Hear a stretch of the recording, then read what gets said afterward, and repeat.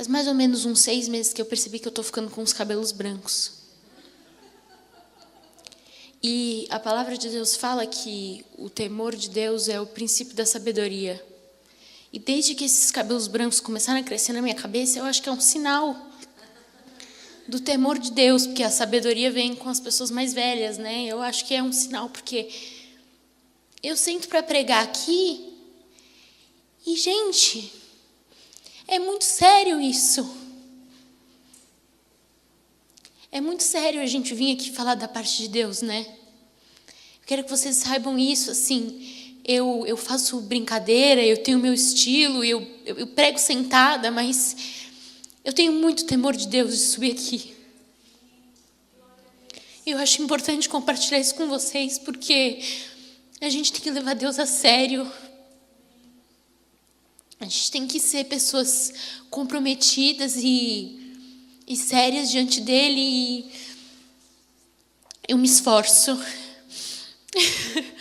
Amém? Então vamos para a palavra de Deus agora. Eu tive o privilégio de dar uma sugestão para Deus de que eu queria falar sobre esse versículo e eu senti que ele concordou dessa vez. Não foi uma coisa assim aleatória. Então eu queria pedir para vocês abrirem em Lucas 11, 33, que é difícil a gente falar que é um versículo preferido, né? Porque a Bíblia inteira tem que ser o preferido, mas é uma das palavras que eu mais gosto e que Deus sempre renova e fala mais no meu coração a respeito disso. Ela é uma palavra muito viva para mim e eu acho ela muito atual. Não importa o momento que você está vivendo ou a fase que você está passando, eu acho crucial a gente meditar sobre essa palavra. Então eu vou ler. Ninguém acende uma candeia e coloca em um lugar onde fique escondida ou debaixo de uma vasilha. Ao contrário, coloca no lugar apropriado, para que os que entram possam ver a luz. Os olhos são a candeia do corpo. Quando seus olhos forem bons, igualmente todo o seu corpo estará cheio de luz. Mas quando forem maus, igualmente o seu corpo estará cheio de trevas. Portanto, cuidado para que a luz que está no seu interior não sejam trevas. Logo, se todo o seu corpo estiver cheio de luz, nenhuma parte dele estiver em trevas, estará completamente iluminado, como quando a luz de uma candeia brilha sobre você. Quantos aqui estavam na última pregação que eu falei sobre o templo do Espírito Santo? Semana retrasada. Legal. Então, eu vou só fazer uma introdução, porque eu até citei esse versículo naquela pregação, e tem tudo a ver. Porque a gente precisa entender que o nosso corpo é templo do Espírito Santo, certo? E que aquilo que a gente coloca diante dos nossos olhos e a maneira como a gente usa os nossos olhos para interpretar as coisas é muito importante para Deus. Então a gente tem o sentido literal de você olha para uma coisa e essa coisa pode ser boa ou ser ruim. E você tem um sentido figurado, o ponto de vista que você tem ou a maneira como você encara uma situação. E quando eu falei sobre nós sermos templo do Espírito Santo, eu foquei mais, citando esse versículo, na parte do que os nossos olhos veem. O que a gente expõe os nossos olhos, porque é um alimento aquilo, é algo que nos nutre. E aquilo que a gente come é aquilo que a gente é. Tanto alimentos, como alimentos físicos, né, como alimentos espirituais.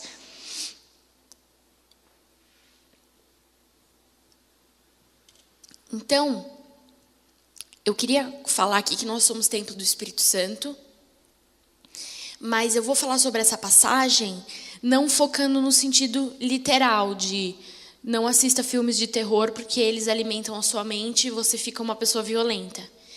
Eu queria falar com vocês sobre como que a gente se posiciona diante das situações que aparecem para nós. Então aqui, nessa passagem, diz assim: os olhos são a candeia do corpo. Quando os seus olhos forem bons, igualmente todo o seu corpo estará cheio de luz. Vamos dar um exemplo. Eu gosto de fazer de maneira prática para que a gente consiga se ver numa situação. Então, eu e a Jane, essa semana, vamos estar organizando o bazar, com certeza. Trabalhando no bazar e tudo. E a Célia é a coordenadora do bazar, a responsável que faz todo... Ela está aqui? A Célia? Não sei onde ela está agora. É que eu gosto de falar quando as pessoas estão no recinto, entendeu? Especialmente quando você dá uma explicação polêmica, é bom que a pessoa esteja... Justamente, isso, inclusive isso faz parte do que eu vou falar. A pessoa estar no local quando você está falando dela. Mas eu vou continuar, eu vou escolher outra pessoa, então. Mas a pastora Lilian é minha mãe, aí complica, né? Vocês vão entender o exemplo. Eu vou usar a Célia mesmo, porque ela confia em mim. Então, vamos continuar. A Célia é a coordenadora do bazar. E aí, eu e a Jane, a gente gastou um super tempo organizando a arara das calças por cor. Isso acontece todo o bazar. E a gente sempre tenta organizar por cor e está cada vez mais profissional, os cabides para o mesmo lado. Então, a gente está sempre se esforçando para fazer cada vez melhor. E aí, a Célia, com a maior boa vontade, supondo que ela não saiba disso, resolve organizar por numeração das calças e não por cor. E como vocês podem imaginar, a numeração e a cor não vão bater, porque nós temos 1000 pessoas que doam roupas diferentes e vai ficar ou por cor ou por numeração. E aí, eu e a Jane olhamos para aquelas calças todas arrumadas por numeração e pensamos, nossa, a Célia deliberadamente resolveu estragar o nosso serviço. E a gente fica chateado com ela. E aí, quando ela vai atender algum cliente, a gente fala, olha, você nem fala com a Célia para ela te atender, porque ela não dá desconto. Porque você está extremamente amargurado com o fato dela não ter deixado arrumado por cor. E ela está preocupada com a pessoa chegar aqui e encontrar o número dela, porque não adianta estar arrumado por cor e a pessoa não encontrar o número que ela precisa. Porque a pessoa vem muito mais... É muito mais importante a pessoa ter uma calça que sirva nela do que a calça ser bege. Ok? Porque vocês conseguem compreender isso, né? O que adianta a calça ser bege se ela não te serve? Né? Então você vai... Tanto que nas lojas é assim. Só que, como tem muitos modelos, é por cor e por modelo. No bazar não é o caso. E aí, gente, aqui entra os nossos olhos. Por quê? Qual é a situação ali? Todo mundo está fazendo o melhor que pode. Só que eu posso entender o lado da Célia ou eu posso não entender o lado da Célia. E eu posso decidir me amargurar. E aí a luz que está no meu interior é trevas, porque eu não estou conseguindo ter bons olhos para aquela situação. Ou eu posso olhar e falar, nossa, que bênção, eu não tinha pensado nisso. Realmente a pessoa vai olhar e vai ser o número já para ela e mais chance dela comprar.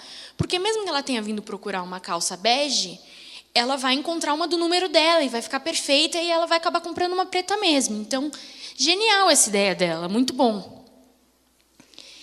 Mas nós, como seres humanos, né, falhos como somos, temos uma tendência muito grande a não pensar dessa maneira. A gente cria picuinhas e olha só o nosso lado. E é muito importante nesse versículo que a gente capte essa ideia de ter bons olhos e de ser positivo para com a vida e com as situações. A Célia chegou. Célia, eu citei você na pregação. E aí, olha só, imagina que eu dei esse exemplo, e aí algum de vocês não teve bons olhos para o que eu falei, e vira para a Célia no final do culto e disse, olha, Célia, você estava conversando, e enquanto isso a Esther estava falando que você não é uma boa coordenadora do bazar. Depois você pega o vídeo e entende o que eu estou falando. Porque ela não estava aqui para escutar o que eu falei. Então, a gente tem que ser sagaz também de fazer com que as pessoas não nos interpretem mal, mas o foco aqui é não interprete mal as pessoas, tenha olhos bons para as situações. E só isso já é algo que a gente tem que super fiscalizar, porque as pessoas são diferentes. E o que é importante para mim pode não ser importante para você. Quem aqui já leu aquele livro das linguagens do amor? Né? Bastante gente já leu. Então o livro explica que as pessoas recebem o amor de maneiras diferentes. E eu percebo nitidamente isso com a minha mãe, por exemplo. Eu e ela amamos muito diferente. E eu estou tentando me esforçar muito para amar ela de uma maneira que ela se sinta amada. Porque ela não se sente amada do mesmo jeito que eu. Por exemplo, eu me sinto amada quando ela desliga o iPad e olha para mim e escuta o que eu estou falando. E ela se sente amada quando eu não levo o copo de vidro para o quarto, levo o copo de plástico. Porque eu tenho um gato selvagem, ele quebra o copo. E prestem atenção nisso, olha esse detalhe, muito importante. Não importa se eu levei o copo de vidro numa bandejinha como essa e o gato não vai conseguir tombar. Ela não se sentirá amada se eu fizer isso. Ela se sentirá amada se eu levar o copo de plástico. Por quê? Porque eu estou obedecendo ela. Vocês conseguem compreender como as pessoas são diferentes? E aí, no meio das nossas trocentas horas de trabalho, a gente gasta muito pouco tempo prestando atenção nesses detalhes. E muitas vezes os nossos relacionamentos vão virando uma bola de neve. Eu nem achei que eu fosse focar muito nisso, mas Deus sabe de todas as coisas.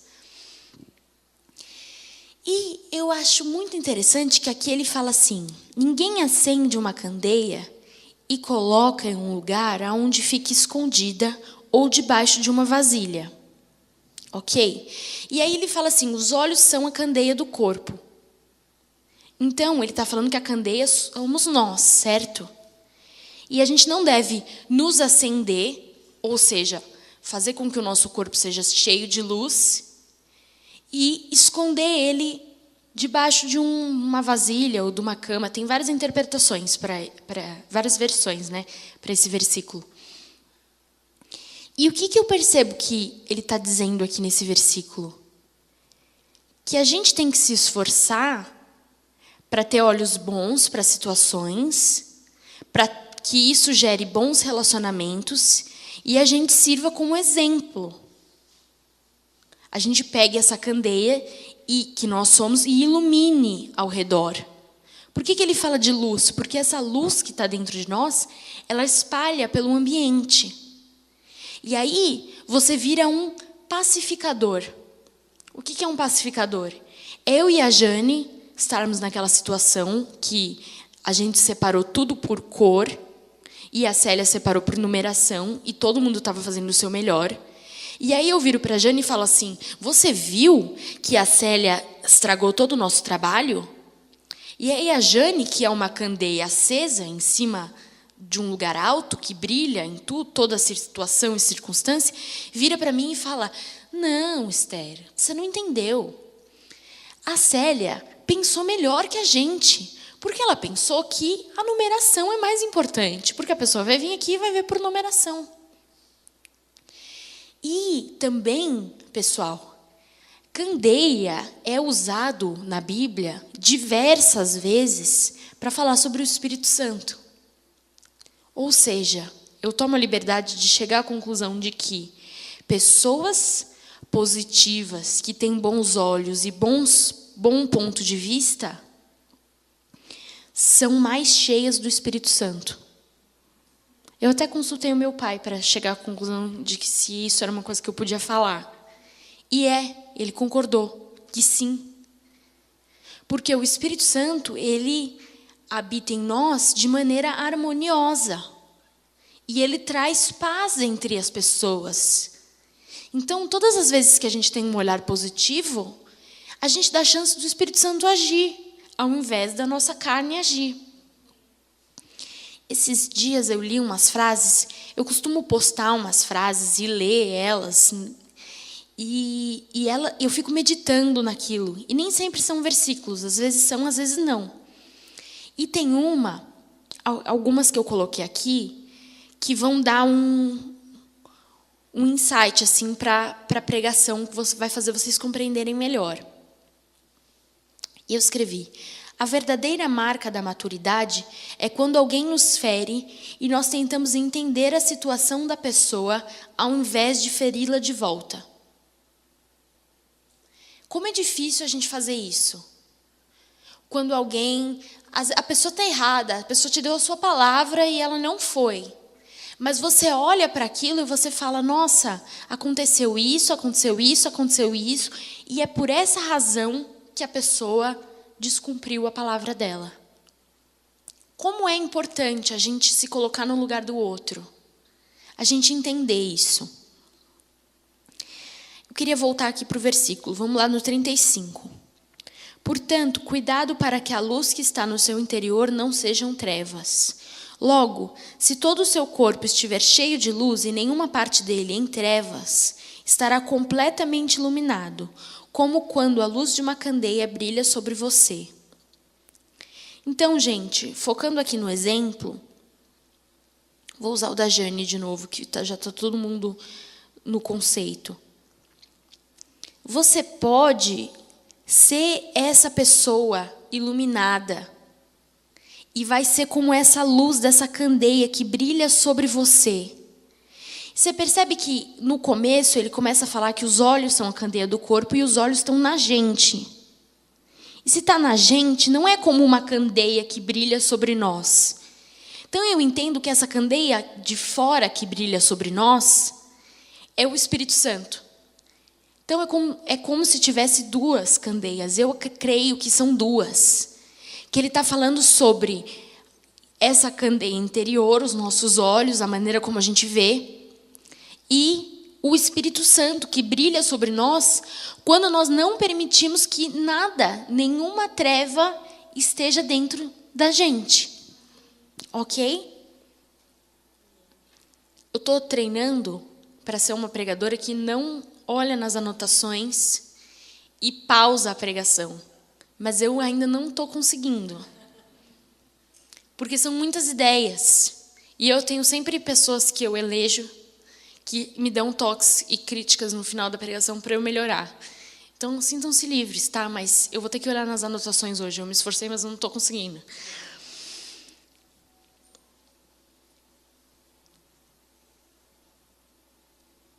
Ah, boa. Isso. Como são os nossos olhos para com Deus? Daqui a algumas semanas eu vou ter esse insight sem olhar nas anotações. Amém, irmãos? Amém.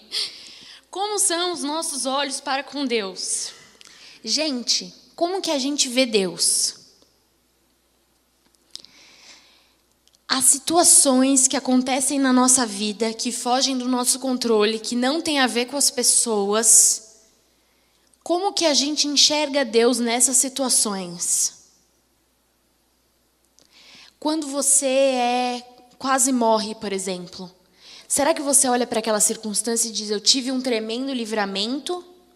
Ou será que você olha para a situação e fala: Deus injusto, eu estou fazendo tudo certo e eu quase morri? Vocês percebem? A maneira como você vê isso muda tudo. E os nossos olhos para com Deus têm que estar muito ligados na palavra de Deus. Porque a palavra de Deus é a palavra de Deus, literalmente. Tem gente que fala: eu não consigo ouvir Deus falar. Eu falo para a pessoa: lê a Bíblia, porque é Deus que está falando ali. Então, a gente tem que ler a Bíblia para a gente conhecer Deus. Porque senão, a gente vai se frustrar. Porque a gente vai ter uma ideia de quem Deus é, que não é de verdade quem Deus é. E aí, quando Deus não satisfazer as nossas expectativas, que Ele nunca disse que ia cumprir, a gente se decepciona e se afasta dEle. Isso já aconteceu comigo. Eu fiquei revoltadíssima. Fiquei assim, a ponto de... Não sei, eu fico imaginando aquelas crianças que põem os braços e as pernas para cima e sacodem. Eu fiquei meio desse jeito com Deus, porque eu tinha certeza que Deus era daquele jeito. E não era verdade. E eu cresci na igreja e eu ouvi pregações desde que eu era um feto. E mesmo assim, gente, cada um de nós tem essa ideia de quem Deus é. E essa ideia na nossa mente tem que ser flexível, para que cada vez que a gente tem uma revelação nova, a gente melhore essa visão. Você não pode ter uma visão de que, se Deus me ama, eu vou ser rico.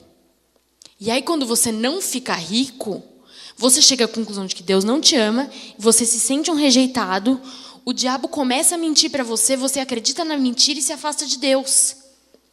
A gente não pode ser assim. Os nossos olhos para com Deus têm que ser sempre bons. Por quê? Porque Deus é bom. E tudo que Ele faz é bom. E é Ele que define o que é bom, e o que é certo, e o que é justo, e etc. Por quê? Maldito o homem que confia no homem. Se você está confiando no seu próprio discernimento, você está errado. Tem certas coisas na palavra de Deus, eu lembro quando eu preguei sobre Jó, que soam um pouco ofensivo para nós. E não importa se soa um pouco ofensivo para nós, é a palavra de Deus, e a gente tem que renovar a nossa mente para que a palavra de Deus entre nela e a gente pense como a palavra de Deus. Tem coisas que são difíceis. Final de semana passado, eu fui jantar com uma amiga que eu conheci num acampamento de jovens, faz uns 5 anos, mais ou menos. E essa amiga dela estava lá. Então, era eu, essa amiga que eu conheci lá, e mais a terceira amiga que também estava lá. E que eu não vi desde aquela ocasião. Então, eu reencontrei essa amiga em comum. Não, reencontrei essa amiga da minha amiga semana passada. E a gente estava conversando porque tem essa questão do inferno, que é super polêmica e extremamente ofensiva. E a gente fica todo mundo, inferno, mas será que tem inferno? Mas e a salvação? E Jesus? Todo mundo tem um pouco essa dúvida, né? E vocês podem reparar que as pessoas não falam no inferno no púlpito, porque é ruim de ouvir. Então, é ruim, ninguém fala. Mas precisa, né, gente? Porque está na palavra de Deus, então a gente tem que falar. E talvez eu me torne uma pregadora um pouco menos popular depois dessa pregação, mas é a vida. É justamente o ponto de pregar a palavra de Deus. E aí, essa moça estava com o noivo dela. E ele vai numa igreja que tem uma crença universalista de que as pessoas não vão para o inferno. Eu acredito que é isso. Deve ter mais pontos, tá, nessa teologia. Vocês podem depois pesquisar, mas basicamente é isso. E aí eu olho e falo, nossa, que bonito, né? Não tem inferno. Mas aí você vai ler a Bíblia. E a Bíblia não diz isso. E é difícil, porque ninguém quer olhar para outra pessoa e dizer, você vai para o inferno. Mas Deus, Ele é sério. E é por isso que Jesus tinha que morrer na cruz. Porque os nossos pecados, eles são uma ofensa contra Deus muito séria. E as pessoas perderam esse lance do temor de Deus. As coisas estão tão banalizadas hoje em dia, que esse temor de Deus, de que Deus ele é santo e que nós pecamos contra Ele, já não está mais tão palpável assim, nítido para nós. A gente não vê essas coisas do Velho Testamento. Ananias que foi lá e morreu porque escondeu parte da oferta. Ananias e Safira, muito bem, equipe de universitários à direita. Gente, os caras morreram. Vocês estão entendendo? O Deus do Velho Testamento, o Deus do Novo Testamento é o mesmo, tá?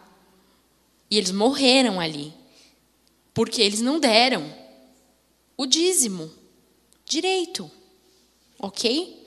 Eu atraso o meu dízimo quase todo mês, porque eu esqueço de sacar o dinheiro. Vocês têm noção?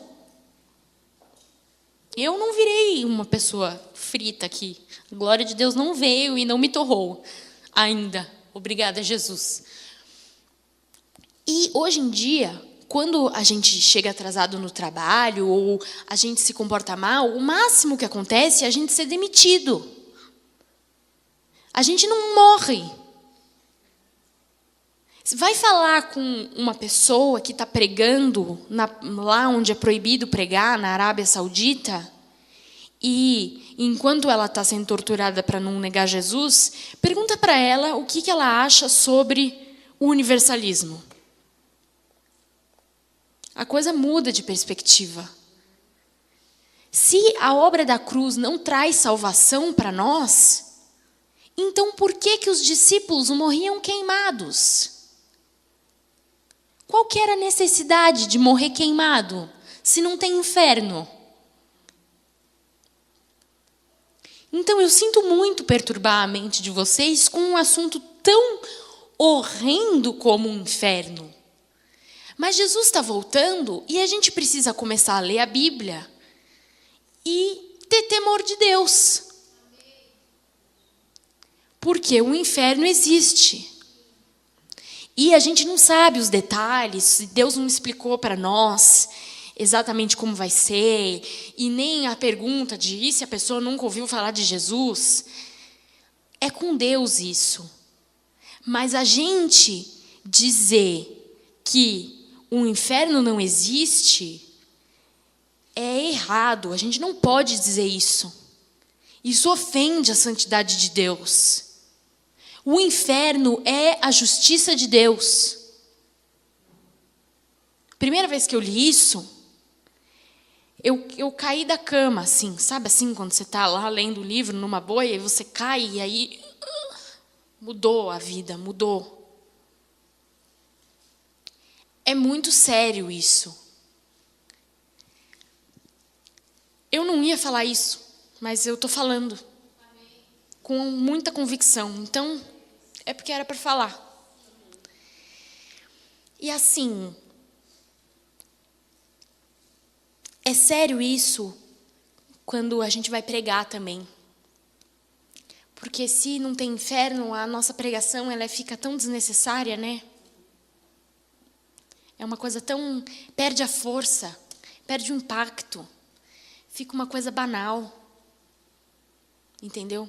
Esse ano, dia 16 de setembro, eu já vou reservar o salão de festas, porque eu vou dar uma festa, todos estão convidados. E eu vou evangelizar todo mundo que eu já conheci. É tipo assim, traga todo mundo, entendeu? Nessa festa. Na verdade, você tem que me avisar, porque vai ter comida, entendeu? Então, por favor, me avisem. E as pessoas que estão vendo esse vídeo, não conta para vocês esse convite. Só para quem está aqui. Tá? Porque senão não vai caber tanta gente. Porque eu vou convidar muita gente. É um aniversário missionário. Porque precisa pregar para as pessoas. Precisa muito pregar para as pessoas. Isso é extremamente necessário. E como a gente não tem essa perspectiva do inferno, as pessoas não falam sobre isso, e esse assunto não está na nossa mesa de almoço, a gente acha ok não pregar. Eu prego muito menos do que eu pregava. Eu já preguei mais, e a gente não pode ter declínio no gráfico. Nossa vida não pode ser uma montanha, tem que ser um indo para o céu. Não é à toa que o gráfico é de baixo para cima, né? Então, gente, eu acabei falando de vários assuntos, mas eu vou fazer um fechamento aqui. O primeiro ponto é: nós temos olhos bons para com as pessoas ao nosso redor? Nós interpretamos bem aquilo que as pessoas falam? Nós somos pacificadores? Nós somos longânimos? Será que o Espírito Santo tem lugar para agir em nós, e aonde a gente vai, a gente é uma candeia e ilumina todo lugar e as trevas são dissipadas? Ou será que a gente cria contenda? e Deus abomina a contenda entre os irmãos. Ponto número 1. Na verdade, meio que pregação número 1. Pregação número 2. Como são os nossos olhos para com Deus? Será que a gente entende que Deus ele realmente é Deus e que a gente tem que se submeter àquilo que Ele fez e decidiu? Ou será que a gente trata Deus de igual para igual e a gente não leva essa soberania e o poder de Deus a sério? Será que a gente tem fé em Deus o suficiente para encarar as adversidades, crendo que Ele é bom? Será que o Deus da Bíblia é o Deus que a gente acredita? E essa frase, será que o Deus da Bíblia é o Deus que a gente acredita, é o suficiente para a gente fechar os olhos e ficar uns 3 dias pensando? Porque tem muita gente pregando um Deus não bíblico. Muita gente. Está cada vez mais complicado de ir numa igreja e ouvir uma pregação nova, porque são tantas mensagens agradáveis e docinhas e bonitinhas. E olha, nós não somos capazes de compreender a bondade de Deus e os critérios de Deus. Ele é que estabelece o que é bom, não nós. Lembra da grande caixinha de sugestões que eu falei uma vez? Para a gente fazer uma doutrina humana? Se não é para ler a Bíblia, vamos fazer uma grande caixa, cada um deposita a sua expectativa e a gente faz um culto humano, ao invés de um culto bíblico. Compre um livro de autoajuda. A gente não pode fazer isso. Acho que é por isso que eu estou com tanto cabelo branco. Porque o temor de Deus é o princípio da sabedoria. E cada vez que eu olho no espelho, eu acho mais um. E é interessante isso, porque Deus fez de uma maneira que só eu vejo, porque é bem embaixo da minha franja. Então é para quando eu pentear o cabelo eu lembrar. E não para comprometer a minha idade jovem. É sério isso, gente.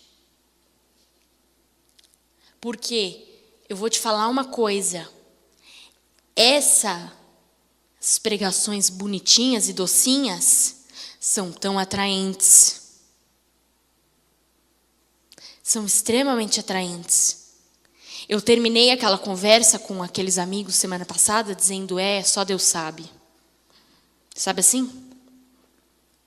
Mas não. Não é bem isso. Não é por aí. A Bíblia é a palavra de Deus. Está com dificuldade de ouvir Deus? Leia a Bíblia. Porque quando a gente lê a Bíblia e não só livros que falam sobre a Bíblia, é Deus falando com a gente. E a voz de Deus, ela traz temor. A palavra de Deus traz temor. A maneira como Deus decidiu escrever traz temor. Está na hora da gente se apegar muito na palavra. Entendem? Porque é essa palavra que vai edificar a gente e que vai fazer com que a gente esteja cada dia mais próximo do Espírito Santo, forjando um caráter de Cristo em nós. Caráter de Cristo é uma coisa que você tem que estar sempre melhorando, sempre melhorando, sempre melhorando. Não chega uma hora que você fala, ok, acabou. Não tem isso.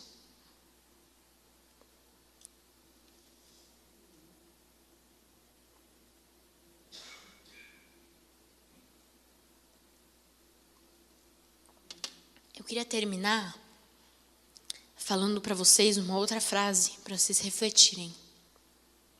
Gente, tá um calor aqui em cima, vocês não têm noção. De verdade, é um calor meio sobre-humano, sabe? Uma coisa assim. Se eu soubesse que eu não ia me machucar, acho que eu dava umas pauladas nessa mesa aqui assim, sabe? Porque é uma coisa séria assim, uma indignação. Nós não vemos as coisas como elas são. Nós vemos as coisas como nós somos. Entendem isso? Nós temos que ser como Deus é e nós temos que ver como Deus vê. Se nós não formos como Deus é, nós não vamos enxergar da maneira como Ele enxerga.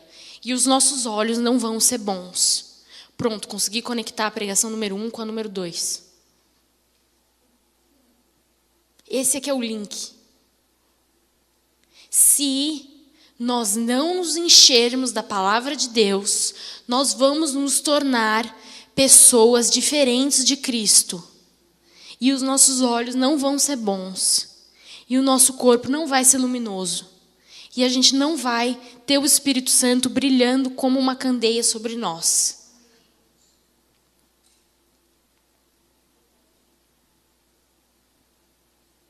Estou até tremendo.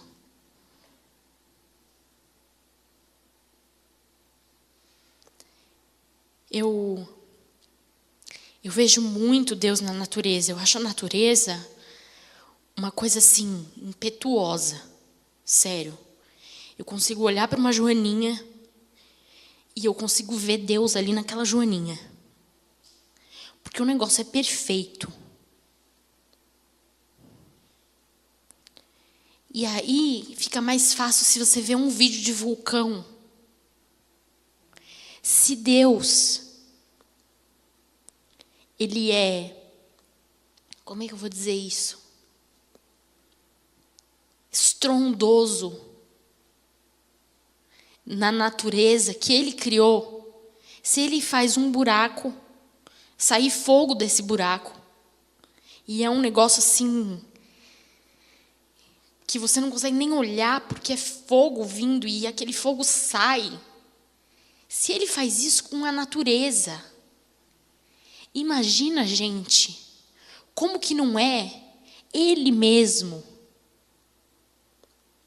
Se a natureza revela a glória de Deus, imagina se isso é algo que o nosso corpo humano consegue suportar e a gente já acha uma coisa muito chocante. Imagina a glória de Deus.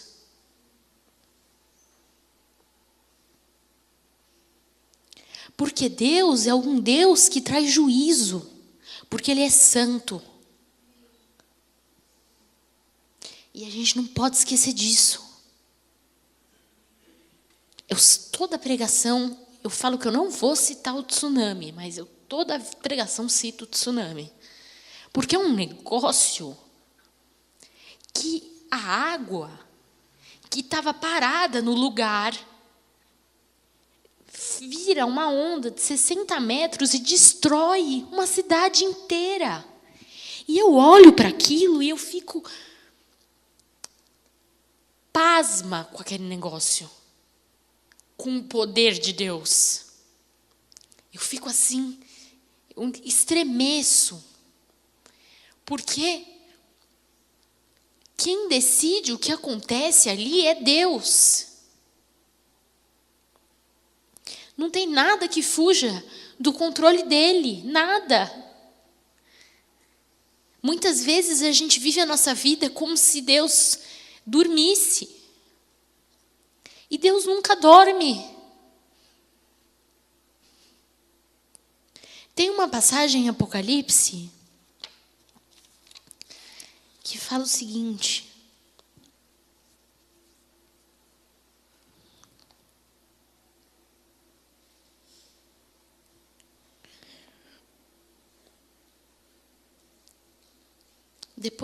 Apocalipse 4. Depois dessas coisas, olhei e diante de mim estava uma porta aberta no céu. A voz que eu tinha ouvido no princípio, falando comigo como trombeta, disse: suba para cá e lhe mostrarei o que deve acontecer depois dessas coisas. Imediatamente me vi tomado pelo Espírito, e diante de mim estava um trono no céu, e nele estava sentado alguém. Aquele que estava sentado era de aspecto semelhante a jaspe sardônio, um arco-íris parecendo uma esmeralda, circundava o trono e ao redor do qual estavam 24 tronos. E eles estavam vestidos de... 24 tronos, e assentados neste havia 24 anciãos, e eles estavam vestidos de branco, e na cabeça tinham um coroa de ouro. Do trono saíam lâmpadas, vozes e trovões, e diante deles estavam acesas 7 lâmpadas de fogo, que são os 7 Espíritos de Deus, e diante do trono havia algo parecido com um mar de vidro, claro como cristal. E no centro, ao redor do trono, havia 4 seres viventes cobertos de olhos, tanto na frente como atrás. E o primeiro ser parecia um leão, o segundo parecia um boi, e o terceiro tinha rosto como de homem, e o quarto parecia uma águia em voo. Cada um deles tinha 6 asas e era cheio de olhos, tanto ao redor como por baixo das asas. Dia e noite repetem sem cessar: Santo, Santo, Santo é o Senhor, o Deus Todo-Poderoso, que era, que é e que há de vir.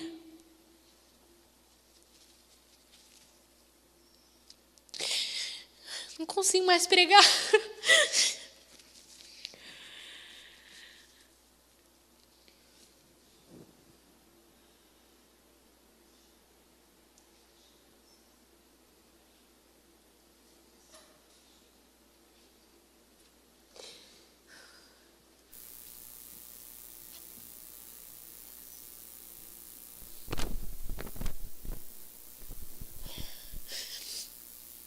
Gente, Jesus está voltando. O que a gente está fazendo com a nossa vida?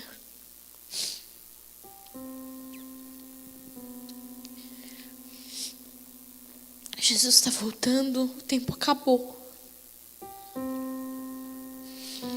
Oh Deus, tem misericórdia de nós. Tem misericórdia de nós, Pai.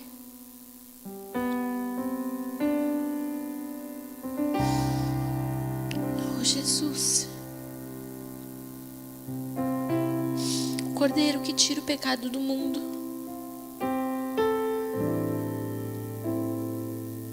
Obrigada, Jesus.